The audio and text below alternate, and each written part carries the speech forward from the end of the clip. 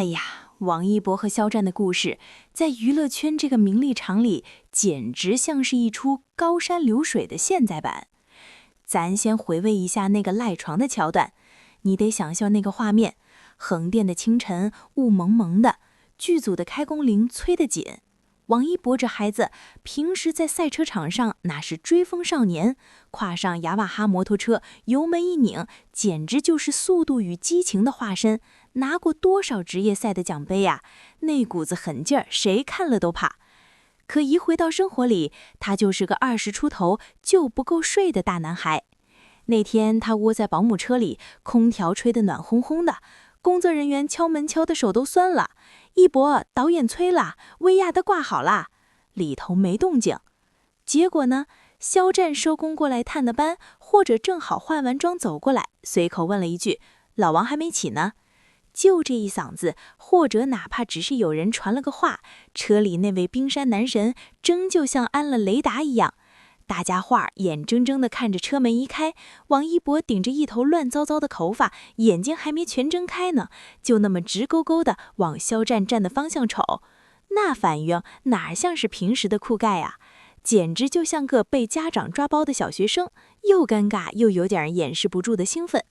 大家都乐了，原来治这冷面小王子肖战的名字就是最好的闹钟。9年光阴，从战歌到老王。说起他俩的交情，得从2017-18年拍《陈情令》那会儿说起。那时候的娱乐圈还没现在这么卷，两个年轻人凑在一块儿，那是真诚的像白开水。王一博那时候才多大，刚从唱跳 idol 转行演戏，台词功底还在练，性格又慢热的要死。要是换个人带他，估计俩人一天说不上3句话。偏偏遇到了肖战，肖战大他几岁，心思细腻，像个大哥哥一样。你去看那些压箱底的花絮，王一博在肖战面前简直就是个多动症。肖战在练剑，他就在旁边拿个小棍儿挑衅；肖战在背台词，他就在那儿哼哼唧唧套接袖。肖战有时候被挠烦了，瞪他一眼：“王一博，你有完没完？”王一博就嘿嘿一乐，那个笑容只有在面对亲近的人时才那么灿烂。那时候他们穷哈哈的在云深不知处吃盒饭，肖战怕辣，王一博就把自己那份不辣的菜拨给他。拍夜戏天寒地冻，肖战会把自己捂得热乎乎的暖手宝塞进王一博的手里。这种情分是在泥潭里一起滚出来的，是在默默无名时互相扶持出来的。巅峰对决，谁才是真正的颜值天花板？聊完感情，咱也得职业点儿，像个老编辑一样评评这两位的业务底子。先说这张脸，肖战的帅是那种国民初恋式的，他的骨上特别正，面部线条柔和的像江南的水。那双瑞凤眼，笑起来的时候满天繁星，不笑的时候又带着点古典文人的忧郁。他在梦中的那片呐海里穿上军大衣，那是热血知青；在藏海转里穿上古装，那是深沉谋略家。肖战的魅力在于共情，他能让不同年龄段的人都觉得这孩子真俊。而王一博呢，他走的是极客帅路线，他的五官特别冷峻，哈线撩像刀削出来的，透着一股子创时尚圈最爱的疏离感。这种脸天生就是为大名目和高端大牌长出来的。他不笑的时候，你觉得他是个很难接近的艺术家，可一旦他跳起赌来，或者在纪录片《探索心境2》里满身泥泞的爬岩时，那种野性的力量感又瞬间爆发。如果说肖战是温润如玉的木易月亮，那王一博就是冷冽锋利的酷忍。月亮能照亮夜空，酷忍能劈开荆棘。赛道和舞台，王一博的6边形实力。特别得提提一博的硬实力，像个老编辑一样，我最佩服他的一点就是干一行精一行。他不是那种挂个名的赛车手，他是真拿过大奖的。在珠海国际赛车场的那些日子，他穿着几十斤的赛车服，在40度的高温下刷圈速，甩倒了爬起来，拍拍土接着冲。那股子狠劲儿，其实跟他对待演戏是一样的。你看他在电影《无名》里的表现，跟梁朝伟对戏，那种压抑的、狠辣的情绪表达，让多少老戏骨都点头。而在《热烈》里，他展示的是顶级舞者的肢体控制力。这个孩子，他是要把自己抹成一个没有短板的六边形战士。去年他在拍摄人文纪录片的时候，甚至凭此拿到了泰里奖金商。一个顶流 idol 跑去雨林，跑去深海，素颜出镜，被太阳晒脱皮，这种对艺术的去程，说实话挺让人感动的。升级和后击，肖战的演技进阶路。再看肖战，他选了另一条路，深耕剧集。他在《梦中的那片呐海》里的转型非常成功，拿到了飞天奖的引入肯定。这对一个流量出身的艺人来说是多么大的认可啊！他不再满足于演那种白衣飘飘的仙男，他开始接地气，开始演有血有肉的小人物。肖战的强项在于他的路人缘和扎实的作品产出。他现在接戏非常谨慎，每一部都是大制作、好剧本。他是用一部部扎实的作品为自己搭建一个学也推不倒的堡垒。那份此时无声胜有声的默契。说回他俩，虽然现在为了避免不必要的舆论麻烦，俩人很少公开同框，但那种默契是藏不住的。2026年的微博之夜，那就是粉丝们的过年现场。虽然台上隔得远，虽然镜头不多，但当肖战在台上真诚致辞时，王一博在台下那个专注的侧脸，真的说明了一切。他们从微时相识，一起经历了全网黑的低谷，又一起走到了行业的金字塔上。在这个尔虞诈玉的圈子里，能有这么一个朋友，不需要天天见面，不需要刻意引动，但你知道，在那个顶峰上，还有一个人懂你。王一博虽然话少，但他对喜欢的人那是真一根筋儿。肖战虽然温柔，但他对认定的兄弟也是义气十足。老编辑的真心话。作为看尽圈内始落的老编辑，我常想，为什么这么多年过去了，大家还是对他们念念不忘呢？我想，是因为在他们身上，我们看到了一种不可能。一个高冷的像冰块的男孩，会在另一个人面前变成赖床猫；一个温柔的像水的男人，会在弟弟受委屈的时候变得刚强。他们用9年的时间，给了大家一个关于成长和友谊的最好版本。王一博现在电影接不停，赛车也还要跑。肖战的剧集受被瞩目，商业价值持续顶奔。他们都在各自的赛道上全速前进。但我想，在那次赖床被抓包的小插曲里，在那个不经意的对视里，他们依然是那2个在云深不知处打闹的小少年。这份情谊比奖杯沉，比流量久。好了，今天这一大筐话算是聊透了。不管是爱王一博的酷，还是爱肖战的暖，其实咱们爱的都是那份不曾改变的真性情。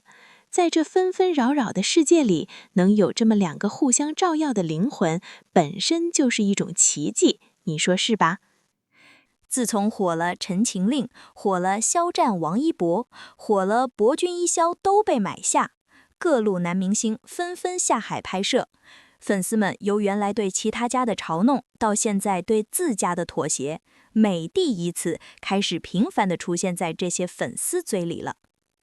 神坛之上的末代美帝，博君一肖的权力版图与不可逾越的鸿沟。概念重塑，何为美帝？何以美帝？在内娱的亚文化语境中，美帝一词有着近乎神圣的排他性，它不是粉丝自嗨的头衔，而是用真金白银、血汗数据以及绝对的人数统治力浇灌出来的王座。溯源内娱 CP 史，美帝的初衷是指代那些处于金字塔顶端的、具有断层优势的超人气组合。最初的火种由凯源燃起，那是内娱粉丝经济觉醒的萌芽。然而，真正将美帝一词推向极致，甚至让它带上一种末代孤勇的悲剧色彩的，唯有博君一肖。当《陈情令》的夏日限定化作长久的文化烙印，肖战和王一博的名字便被死死扣在了内娱史册的首页。从那时起，各路男明星纷纷下海，试图复制那种万人空巷的盛景。粉丝们也从最初的嘲弄转向了某种心照不宣的妥协，因为大家都发现，无论后来者如何努力，那个被买下的博君一肖早已成为了无法翻越的山脉。3倍论和10倍论的绝望。内娱 CP 粉圈存在着一个不成文的、近乎苛刻的美帝更迭标准。如果后继者想要摘下这顶王冠，他们必须面对一个令人窒息的公式：先任美帝的家数必须达到逆向 CP 的10倍，而核心数据则必须是上一任美帝的3倍。这是一个什么样的数据黑洞？我们不妨回溯博君一肖在那段名为阿基米德的战役中展示的肌肉。2020年6月16日，那是一个便是伪粉都不愿轻易触碰的日期。当时，博君一肖超话人数已达230万人，每日签到人数稳定在44万以上。在那个名为阿基米德的投票中，粉丝们疯狂投下了4897.8万张票。如果这只是虚拟的数字，则真金白银的购买力更让人战栗。双人电子签刊销量突破122万本，王一博的单曲《无感》销售额达1416万元，肖战的《光点》销售额更是惊人的2172万元。更重要的是，他们将这种狂热转化为社会价值，在全国范围内落成了27所希望小学。基于此，我们可以推算出下一任美帝的入场券价格。那意味着新人的超话人数需超过460万人，每日签到需突破88万，单次投票需超过14700万张，双人刊销量得迈过366万本的大关。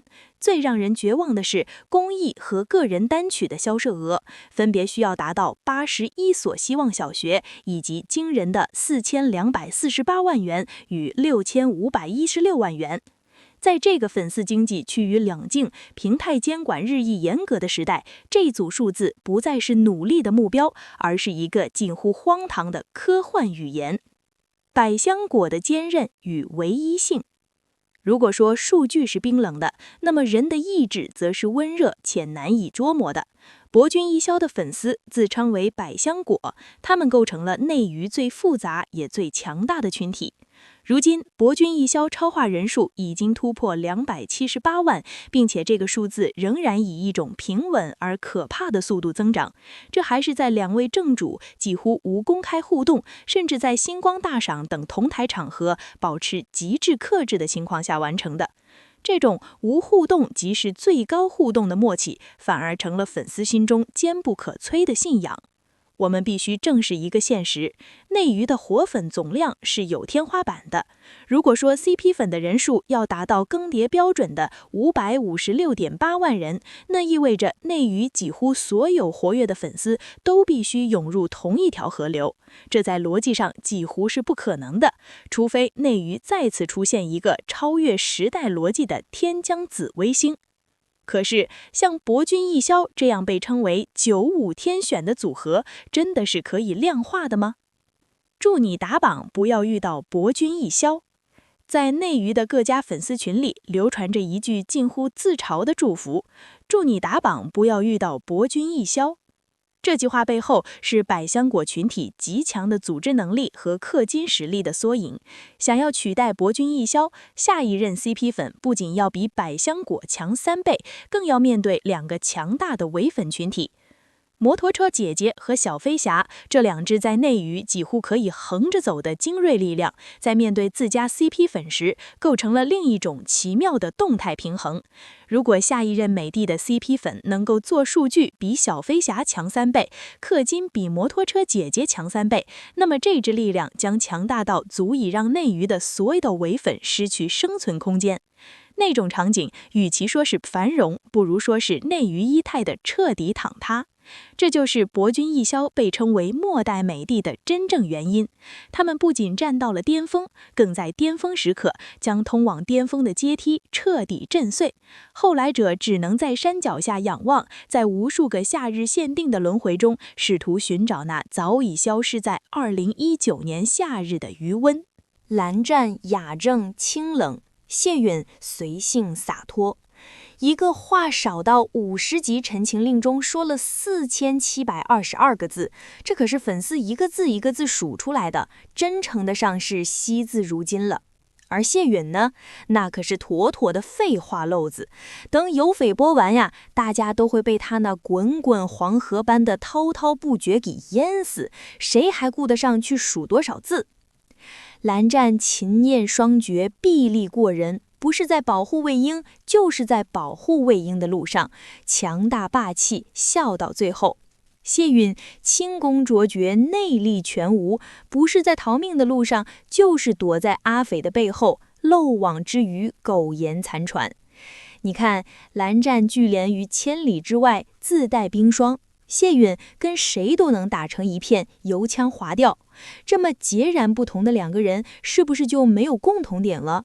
你错了，他们只不过是外在表现上不同罢了，本质上是同一类人，有着极为一致的精神内核。为什么这么说？你看，蓝湛出身于仙门世家，谢允出身于前朝皇室，从两人的家世上来说，都不是你我之凡夫俗子所能企及的。只不过蓝湛的姑苏蓝氏渐起兴盛，花开荼蘼，而谢允的前朝覆灭，没落尘埃，彼岸花开。从两人的本领上来说，都是内外兼修，博览群厨，苦练武功，文武双全的绝代人物。蓝忘机剑术一流，仙门无人能出其右，琴音问灵，邪祟亡灵，莫至感戚。谢允轻功一流，保命追踪从不失手，小曲挂弓，传唱南北，杜鹃如声。从两人的性格上来说，表面上来看迥然不同，这也是大家能区分这两个人物的原因所在。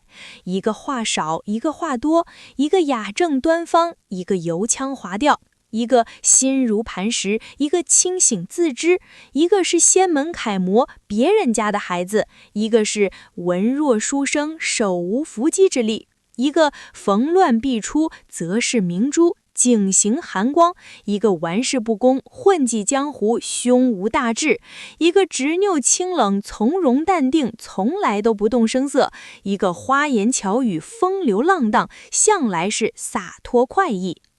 以这两人的种种外在表现来看，实在没有任何的相似之处。可真的如此吗？不是的，细细品味的话，你会发现这两个人的性格有很多共同点。你有没有发现，这个谢允怎么看怎么觉得眼熟？这不就是一个活脱脱的江湖版的魏婴吗？既然是一个江湖版的魏婴，那就意味着谢允必然有着和蓝湛相同相似的精神内核。不论是蓝湛还是谢允，都是聪慧沉密、机心万千之人。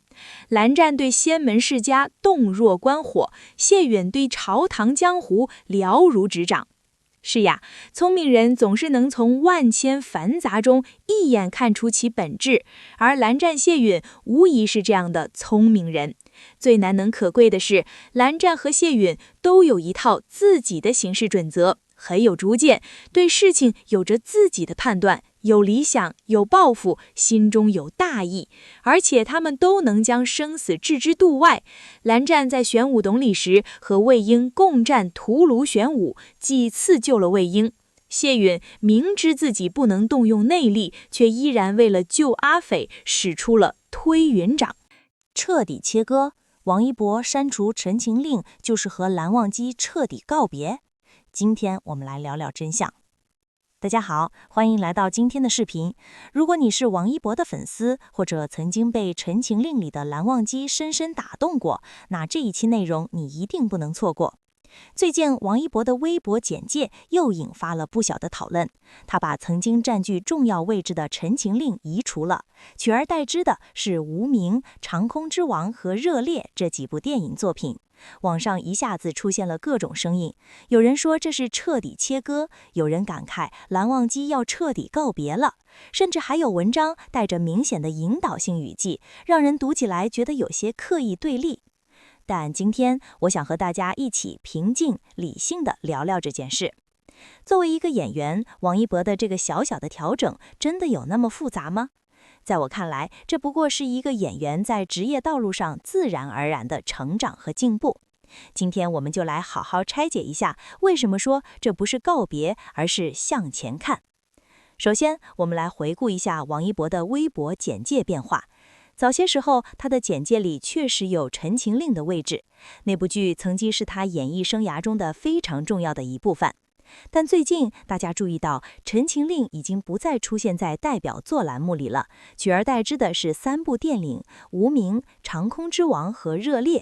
这个变化一出来，评论区立刻热闹起来，有人觉得可惜，有人表示理解，也有人直接把这件事上升到切割过去的高度。其实仔细想想，这件事并没有什么惊天动地的内涵，它更像是一个演员在自己职业生涯中做出的正常选择。从《陈情令》这部古装仙侠剧，到后来专注于大荧幕的电影作品，这不仅仅是时间上的推移，更是一种角色类型和表演领域的主动拓展。每一个认真对待演艺事业的演员都会经历这样的阶段，从成名作开始，一步步挑战自我，寻找更广阔的舞台。说到《陈情令》，相信在座的很多朋友都不会陌生。这部剧在当年可谓现象级爆火，它不仅带火了王一博，更让他凭借蓝忘机这个角色彻底走进了余数观众的心里。蓝忘机那句望线般的冷静与深情，那一袭白衣抱琴而立的形象，到现在依然是许多人心中难以忘怀的经典。可以说，《陈情令》是王一博演艺生涯中一个至关重要的起点。正是因为这部剧，更多观众认识他、喜欢他，也让他积累了最初的庞大粉丝基础和英气基础。谁也不能否认，这部剧对他来说贡献是不可磨灭的。它像是一扇大门，推开了他通往更广阔的演艺世界的道路。然而，王一博把《陈情令》从微博简介中移除，并不代表他否定这部剧，也不意味着他对过去的忘却。恰恰相反，这正是一种成熟的向前看的表现。他更希望把注意力集中在当下和未来的演艺之路上去，持续突破自我，而不是永远停留在某个曾经的光环之下。这些年来，王一博一直在尝试转型，他没有满足于古装剧带来的成功，而是逐步向大荧幕靠拢，挑战更多不同类型、更有深度的角色。我们来看看他替换上去的那几部作品，就能感受到这种转变的力度。无名里，他饰演的谍战角色叶先生隐忍冷静，在复杂的时代背景下，用智慧和牺牲守护信念，那种内敛的张力让人印象深刻。长空之王中，他化身试飞员雷雨，穿上飞行服，面对高风险的是非闹舞，展现出硬核军人气质和对航空事业的热血追求。这部电影不仅有紧张刺激的飞行场面，更有对家国怀疑的深刻表达。而热烈则完全不同，他饰演的街舞少年充满力量，追逐梦想，把街舞勾纹的激情和青春的蓬勃展现得淋漓尽致。每一个角色都和蓝忘机截然不同，一个是仙气飘飘、克制深情的古风恋物，一个是谍战中的隐秘英雄，一个是天空中的勇敢试飞员，还有一个街头充满汗水与热情的舞者。通过这些作品，王一博向外界传达了一个非常明确的信号，他不想被一个角色永远定义，他希望通过多元化的演绎去尝试不同的挑战，成为一名更全面、更专业的演员。这不是对过去的北立，而是对自我的超越。演员这个职业本来就需要不断刷新自己，如果一直停留在舒适区，那才真的可惜。其实，微博简介对于一个演员来说，就像是一张公开的名片，它简短，却能直接告诉大家，我现在最想展示给观众的是什么。随着新作品的上映和职业方向的调整，更新自己的代表作是一件再正常不过的事情。这不仅仅是职业上的常规操作，更是一种展示自我、表达个人创作追求的方式。就像普通人换了工作或者转行了，会更新自己的简历一样，演员也需要及时更新代表作，以便更好地体现自己当前的核心成就和未来方向。当然，网友的反应各不相同，这也很正常。有些朋友觉得删掉《陈情令》不太必要，因为它不仅是王一博的成名作，更是已经成为经典的国民级作品。很多人就是通过这部剧爱上它的，删了会不会让老粉丝觉得有些遗憾？也有一些人完全理解王一博的选择，他们认为作为一个有追求的演员，总要跳出曾经的光环，去挑战全新的角色，只有这样才能不断突破自我，实现真正的进步和成长。还有一些观众则看得更开，虽然《陈情令》不再出现在简介里，但它带来的热度、回忆和影响力并不会因此消失。这部剧在观众的心中位置依然稳固，它的影响力会一直延续下去。说到底，这只是王一博个人的一个小小的决定，并不值得我们去过度解读。演员的职业生涯是蛮长的，他们不可能永远停留在某个角色或者某一部作品上。如果一直抱着过去的辉煌不放，那才反而会限制自己的发展。只有敢于放下过去的光环，才能轻装上阵，去创作更多优秀的作品。无论是曾经深入星星的蓝忘机，还是未来的一个又一个全新的角色，他们都是王一博演艺道路上的不可或缺的一部分，他们共同构成了他作为演员的完整轨迹。亲爱的观众朋友们，看到这里你是怎么想的呢？是市值王一博的转型选择，还是更怀念当年的蓝忘机？欢迎在评论区留言，和大家一起讨论。无论你的看法如何，我都希望我们能以一种理性和尊重的态度去看待艺人的职业选择。毕竟他们也是普通人，也在努力成长，也在不断寻找更好的自己。最后，我想对所有喜欢王一博的朋友说，不要只盯着简介里的那一行字，而要关注他接下来的每一部作品，期待他在电影领域继续带来更多惊喜，期待他用实力证明一个演员可以从古装剧的偶像成为大荧幕上多面且专业的实力派。成长的路上总会有些调整和取舍，但真正的好作品和好演员会一直留在我们心里。谢谢大家耐心看到这里。如果这期视频让你对王一博的职业发展有了更清晰的认识，请记得点个赞，收藏起来，也欢迎转发给同样喜欢他的朋友。我们下期再见，一起继续关注王一博的精彩表演。记得关注频道，不错过每一期关于他的理性讨论。感谢您观看视频。如果您觉得这期时事通信有用，请不要忘记点赞、评论和订阅。祝您生活愉快，充来活力。再见。